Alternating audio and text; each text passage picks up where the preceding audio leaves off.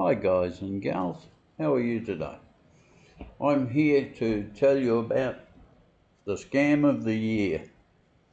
Early this year my wife and we travelled to Australia. We booked one way because we didn't know how long we'd be staying there. We stayed 7 weeks and then we booked one way back again to our home in Thailand. And we stayed in Emerald, north of Brisbane. So we got to Emerald Airport and we were there 2 hours before the flight, and the flight ended up 5 hours and 35 minutes late leaving the airport, and we thought, wow, we're not going to catch our connecting flight to Thailand. And we got to Brisbane and sure enough, our flight to Thailand had left 35 minutes before we landed. So we walked around the airport for about an hour and a half, maybe an hour and 3/4, looking for some Virgin staff, but there was no one in any of their offices or counters. They'd all departed for the day. And we were faced with where we're going to stay tonight. So I spoke to Virgin on the phone, of course, and they were extremely unhelpful. And it was pretty much look after yourself, piss off.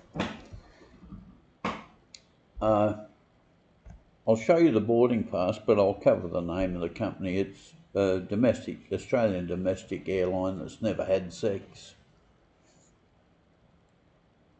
But you can see our Emerald stuff, and that was the one that was 5.5 hours late. Anyway, for us to cab it to a reasonable motel and get back for a flight that we booked with another airline that took us to Sydney the next morning, then on to Melbourne to get a connection back to Bangkok to Suvarnabhumi Airport.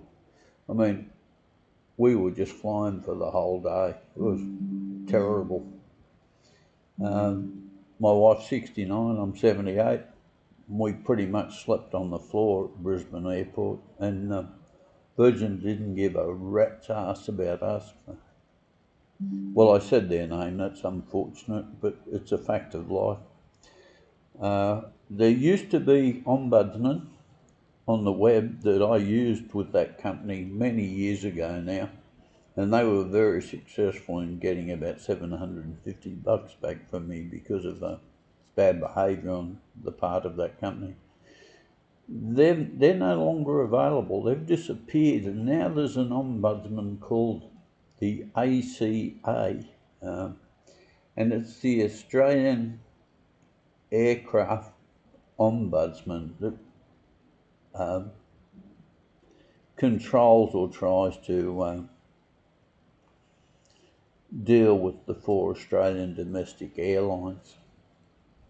From the research I've done, the organisation appears to be operated by the airlines themselves, which means you're going to get nowhere exactly where we got. And I'd be happy if people emailed their stories to me and I'll publish them for you. Because of the country I live in, there's no way they can sue me, so I'm happy to stick it to them.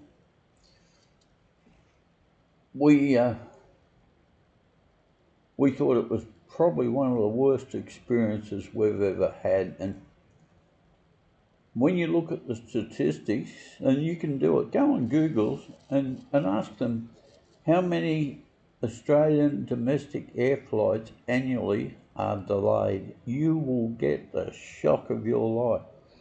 I understand that this year, and probably no later than next year, a new ombudsman will be in service, and I hope it's going to be run by the government or supervised by a government body, so that when these airlines are screwing us over, we've actually got someone we can go to for protection. But this really crappy behaviour by these arseholes costs us an extra $1,700 and waste of time. It's turned me off travel entirely. I mean, I'm 78, I don't care if I travel anymore, but I certainly would never get on another Virgin flight, not a chance in the world. You guys take real good care. Send me your comments and an email address if you want to send something to me to publish. Take care, guys. Bye.